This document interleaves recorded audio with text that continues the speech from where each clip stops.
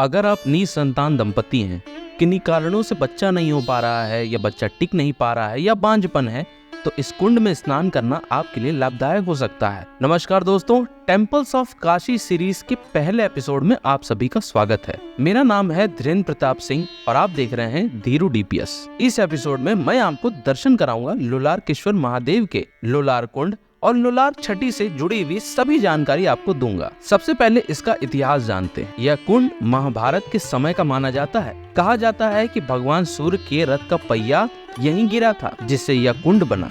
बाद में महारानी अहिल्याबाई होलकर ने कुंड के चारों तरफ कीमती पत्थरों से सजावट करवाई। यह भी कहा जाता है कि यहाँ जो शिवलिंग है वो स्वयं सूर्य भगवान ने तपस्या करके इन्हें स्थापित किया है। अब मैं आपको इनकी मान्यता बताता हूँ। सबसे बड़ा सवाल लोगों के मन में आता है कि संतान सुख की कहानी क्या है। दोस्तों, काशी में सूर्य की सबसे पहली किरण इसी कुंड पर पड़ती है और इसीलिए इस कुंड में स्नान मात्र से ही चर्म रोग ठीक हो जाता है। भाद्रपद शुक्ल पक्ष की षष्ठी तिथि को स्नान करने का खास महत्व है, क्योंकि उस दिन सूर्य की किरणों का खास प्रभाव होता है और इसीलिए इसे लोलार छठ भी कहा जाता है। अब आपको बताते हैं कि लोलार छठ पे स्नान कैसे करना है। इससे पहले आपको ये दो बातें जाननी बहुत जरूरी है। पहला, आपको अपने साथ कोई फल या सब्जी लेकर आना है जल में छोड़ने के लिए, और स्नान के बाद जब तक आपकी मनोकामना पूरी नहीं होती उस फल का सेवन नहीं करना है, इसीलिए वो फल सोच समझ कर ही लेके आए। दूसरा,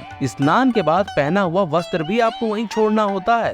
अगर कोई आभूषण पहनी रहेंगी तो वो भी वहीं छोड़ना होगा, इसलिए वही पहने जो वहाँ छोड़ सकते हो। स्नान के समय दंपति यानी पति पत्नी को साथ ही रहना होता है। 3 या 5 या 7 बार डुबकी लगाना होता है और आखिरी डुबकी में आपको वो फल छोड़ देना होता है। स्नान करके लोलारकेश्वर महादेव का दर्शन करना बेहद जरूरी है, उसके बिना यह स्नान बेकार है। यहाँ ऐसा है कि इसको जो कि 3 नाम से लोग जानते हैं। एक लोलारा कुंड के नाम से है, मिर्चैया कुंड के नाम से भी इसको जानते हैं। इसको बिहार के लोग मिर्चैया कुंड बोलते हैं। इसमें जो है भक्त आते हैं स्नान करने की, जिसको वंश नहीं रहता है वो जो है फल लेके स्नान करते हैं।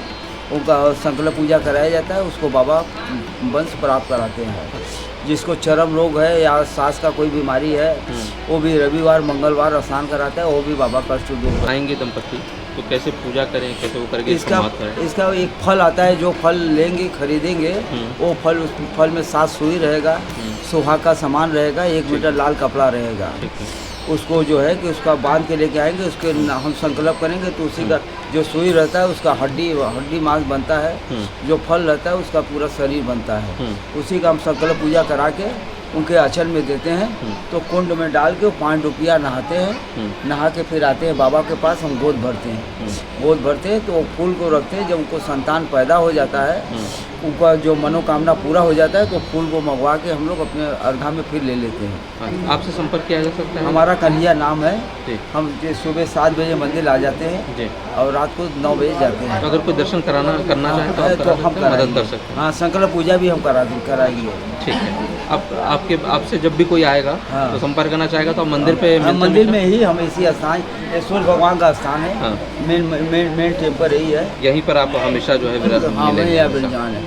अब आपको बताते हैं कि मंदिर जाना कैसे है। कैंट स्टेशन से ऑटो लीजिए लंका की दुर्गा कुंड या 80 चौराहे पर उतरिए। वहाँ से पैदल ही आइए तुलसी घाट की तरफ। सामने आप देख सकते हैं तुलसी घाट का द्वार है और यहीं पर बोर्ड लगा हुआ है लोलार कुंड का। लोलार कुंड की तरफ आप आगे बढ़ेंगे, उसी रास्ते में आगे बढ़ने पर इस स्कूल का गेट दिखेगा।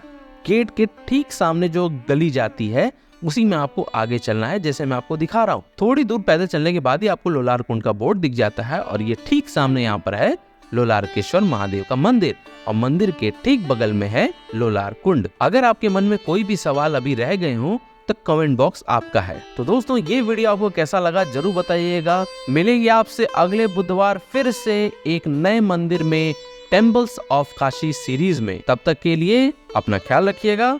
हर हर महादेव।